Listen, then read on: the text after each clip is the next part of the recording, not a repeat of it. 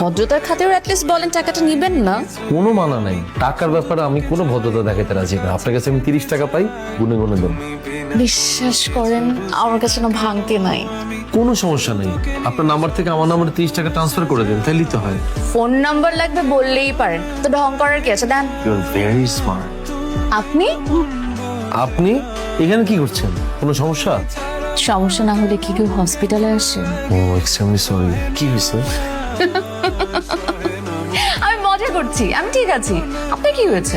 প্রচন্ড পিঠের ব্যথা ছিল, টেস্ট করাতে আসছিলাম, কিন্তু অনেক দেরি হয়ে গেছে।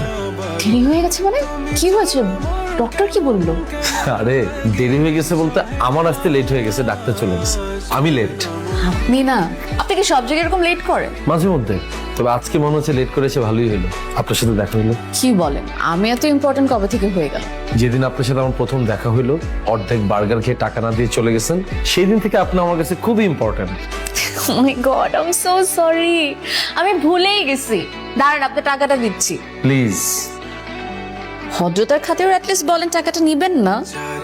কোনো মানা নাই, টাকার ব্যাপারে আমি কোনো ভদ্রতা দেখাতে রাজি না। আপনার কাছে আমি 30 টাকা পাই, গুনে গুনে দেব। বিশ্বাস করেন আমার কাছে না ভাঙতে নাই। কোনো সমস্যা নেই, আপনার নাম্বার থেকে আমার নাম্বারে 30 টাকা ট্রান্সফার করে দেন, তাইলেই তো হয়। ফোন নাম্বার লাগবে বললেই পারেন, তো ঢং করার কি আছে? দেন। You are very smart. নিন। Thank you. ওয়েলকাম। আপনার নাম? জুই। Nice name.